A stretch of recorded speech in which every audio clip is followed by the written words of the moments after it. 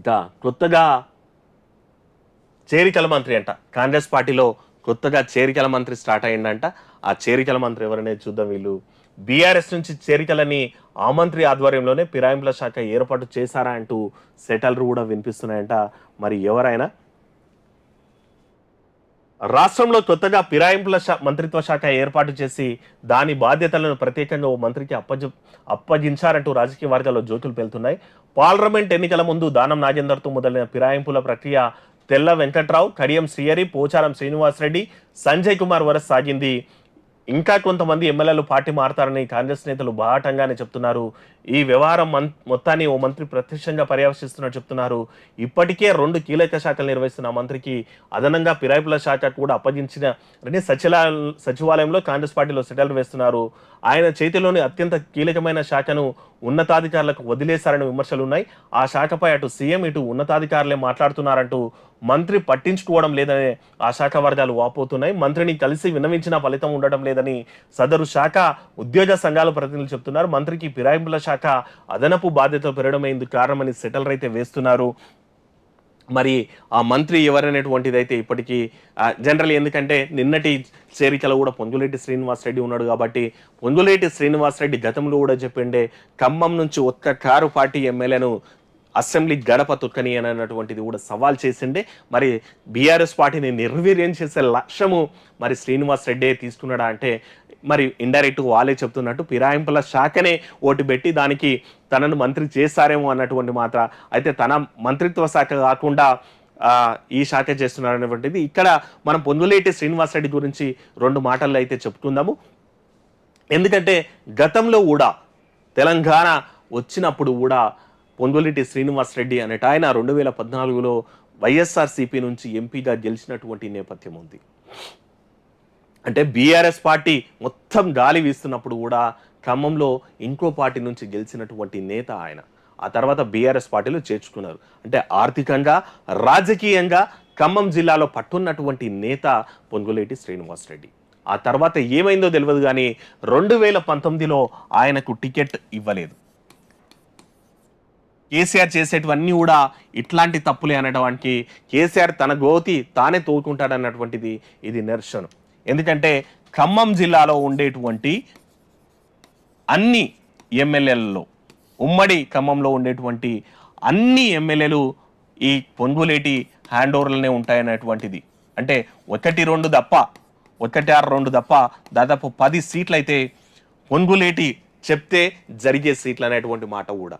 అంటే పొంగులేటి ఏ క్యాండిడేట్ను నిలబెట్టినా సరే గెలిపిస్తారనేటువంటిది కూడా. ఎందుకంటే ఖమ్మం మీద, ఉమ్మడి ఖమ్మం జిల్లా మీద అంత పట్టున్నటువంటి నేత పొంగులేటి శ్రీనివాసరెడ్డి. 2019లో మరి అంత బలమైనోడు నాకు ఎక్కడ యాంటీ వస్తాడనుకున్నారా? లేకపోతే ఎప్పుడు కూడా కేసీఆర్ అంటే బలమైన వాళ్ళని ఫస్ట్ చేర్చుకోవాలా, వాళ్ళ కొరలు పీకేసి వాళ్ళను పక్కనేయాలనేటువంటిది కేసీఆర్ తంత్రం మంత్రం అనేటువంటిది అందరూ చెప్పేటువంటి మాట. ఎందుకంటే చాలా మందిని చూసాం చరిత్రలో. ఆలే నరేందర్ లాంటి వాళ్ళ కా నుంచి మొదలు పెట్టుకొని ఓ విజయశాంతి లాంటి వాళ్ళని తీసుకొని, ఓ గాదే ఇన్నయ్య లాంటి వాళ్ళని తీసుకొని చాలామంది మేధావులను అవసరానికి వాడుకొని పక్కన తోయడం కేసీఆర్కి పెద్ద కొత్త ఏం కాదనేటువంటిది అయితే విమర్శ చాలా రోజుల నుంచి ఉంది. ఈవెన్ రాజకీయాల్లో వాళ్ళంతా మేధావులు. ఇక రాజకీయాల్లో చూస్తున్నా సరే అవసరానికి వాడుకొని తర్వాత కరియాపాట్లకు తీసేయడం కేసీఆర్కి కొత్త ఏం కాదనేటువంటిది విమర్శలు చాలా ఉండే. ఇక 2019లో మరి 2014లో పొంగులేటి శ్రీనివాసరెడ్డిని అయితే తీసుకొని 2019లో టికెట్ అయితే ఇచ్చలేరు సిట్టింగ్లో. అక్కడ బాగా ఇగో హట్ అయింది పొంగులేటి శ్రీనివాసరెడ్డికి. ఆ తర్వాత పార్టీలో కానీ లేదనుకుంటే ఏదైనా పదవి అని కంపల్సరీ దక్కుదని పొంగులేటి శ్రీనివాసరెడ్డి అయితే ఎక్స్పెక్ట్ చేసిండే. పదవులు దక్కకపోగా చివరికి అపాయింట్మెంట్ ఇవ్వడానికి కూడా కేసీఆర్ సుముఖంగా లేడు అన్నటువంటి మాట వినిపించింది. కానీ ఇక్కడ ఇంట్రెస్టింగ్ ఏంటంటే కేటీఆర్కి పొంగులేటికి సన్నిహిత సంబంధాలు ఉన్నాయంట. చాలాసార్లు కేటీఆర్ పొంగులేటి శ్రీనివాసరెడ్డిని నచ్చజెప్పే ప్రయత్నం చేసిండంట. అన్న నేను నా డాడీ ఇంటలేడే, నేను ఏం చేస్తా అన్నట్టు, లేకపోతే ఉండన్నా నేను చూసుకుంటా అన్నట్టు చెప్తే దాదాపు 3 నుంచి 4 సంవత్సరాలు పదవి లేకుండా పొంగులేటి అంటే పైసలు లేనోడేం కాదు, ఆర్థిక బలం లేనోడేం కాదు, అంగబలం లేనోడేం కాదు. అన్ని బలాలు ఉండేసి కేవలం కేటీఆర్ చెప్తున్నాడనో లేదంటే అరే అప్పుడే పార్టీలు మారుకుంటూ పోతే బాగుండదనో దాదాపు 3-4 సంవత్సరాలు వెయిట్ చేసిండు పొంగులేటి శ్రీనివాసరెడ్డి. ఈ 3-4 ఏళ్లలో కూడా అపాయింట్మెంట్ ఇవ్వడానికి కేసీఆర్కి మనసు ఒప్పలేదన్నటువంటిది తీవ్రంగా మనస్తాపం చెందిందంట పొంగులేటి శ్రీనివాసరెడ్డి. ఆ సందర్భంలోనే ఎన్నికలు ఇంకో 4-5-6 నెలలు ముందల ఉండి అనంగా ఫైర్ అయిపోయిండు. ఇంకా ఏమంటారు, ఇట్లా జ్వాల లేస్తుంది కదా, అగ్గి జ్వాల లేస్తుంది కదా, అట్లా లేచింది. అగ్నిపర్వతం బద్దలైనట్టు బద్దలైంది. ఆ అగ్నిపర్వతం బద్దలయ్యి చివరికి ఏం చేసిండంటే ఆయన పార్టీ నుంచి బయటకు వచ్చేసి ఒక పెద్ద మీటింగ్ పెట్టి ఆ రోజు సవాల్ చేసినటువంటి మాట ఏంటంటే, ఖమ్మం జిల్లా నుంచి ఖమ్మం గుమ్మం నుంచి ఒక్క ఎమ్మెల్యేను, బీఆర్ఎస్ పార్టీ ఎమ్మెల్యేను అసెంబ్లీ గేటు తాకనీయనని చెప్పేసి ప్రమాణం చేసిండు. అందరూ ఆ ప్రమాణానికి అయితే నవ్వుతున్నారు. పొంగులేటి శ్రీనివాసరెడ్డికి అంత సత్తా ఉందని అయితే నవ్వుతున్నారు. కానీ సీన్ కట్ చేస్తే భద్రాచలం తప్ప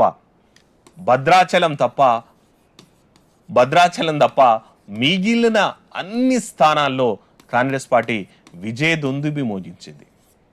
ఈ భద్రాచలం ఎమ్మెల్యే కూడా తెల్లం వెంకట్రావు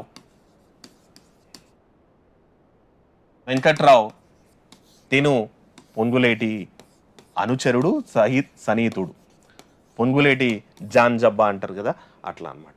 అంటే ఆ గెలిచిన ఎమ్మెల్యే కూడా కేవలం ఇక్కడ పార్టీ టికెట్ రాదేమో నువ్వు ఆనే ఉండి టికెట్ తెచ్చుకో అని చెప్పినటువంటి నేపథ్యం అన్నమాట.